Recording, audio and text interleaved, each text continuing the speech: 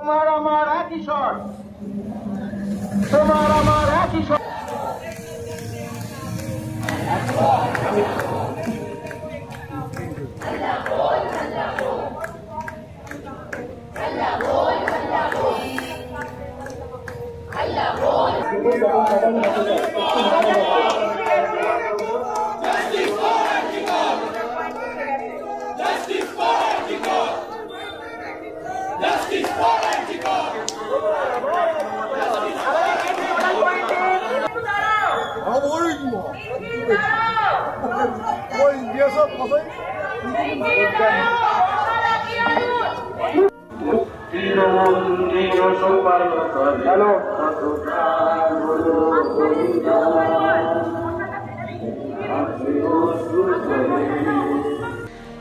আন্দোলনের ভাষা, আন্দোলনের বাণী, আন্দোলনের তীব্রতা প্রত্যেকটি মানুষের ভেতরে আছে, সেগুলোকে কেউ মুছতে পারবে না।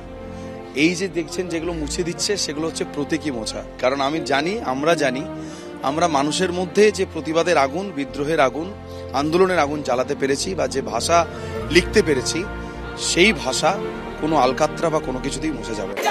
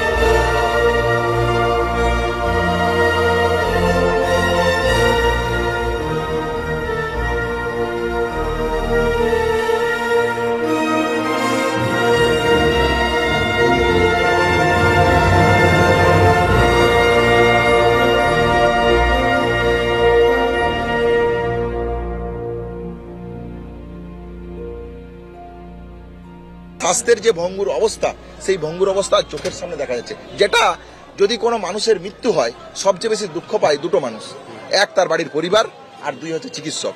স্বাস্থ্য ব্যবস্থার কি অবস্থা, এই নিয়ে যদি খোলাখুলি আলোচনা করতে চাই, তাহলে আমরাও এই আলোচনা করতে রাজি। শুরুর দিন থেকে আমাদের যে আন্দোলন, সেই আন্দোলনে চিকিৎসক সমাজ সেই আন্দোলনে যোগ দিয়েছিল। মূলত চিকিৎসক সমাজের আন্দোলন ছিল 12 তারিখের রাত, 14 তারিখের ভ্যান্ডালিজম এবং এসআইটির যে তদন্ত প্রক্রিয়ার যে লুফলস, এবং মহামান্য সুপ্রিম কোর্ট সুস্পষ্ট কিছু কিছু তদন্ত প্রক্রিয়া নিয়ে কোশ্চেন তুলেছে। তাহলে এই সমস্ত ঘটনা প্রবাহ থেকে সাধারণ মানুষ এই আন্দোলনের সাথে সম্পৃক্ত হয়েছেন। কিসের জন্য? ন্যায় বিচারের জন্য। তাহলে সাধারণ মানুষের জনমত থেকে উঠে আসা দাবি দাবা দাবি দাবা মেনে নিতে তিনি ভয় পাচ্ছেন। আমাদের আন্দোলন অরাজনৈতিক, দলীয় স্বার্থবিহীন।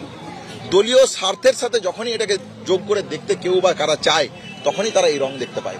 এই দাবি দাবা মেনে নিতে আমার মনে হয় কোনো শুভবুদ্ধি সম্পন্ন মানুষের কোনো বাধ্যবাধকতা থাকতে পারে না।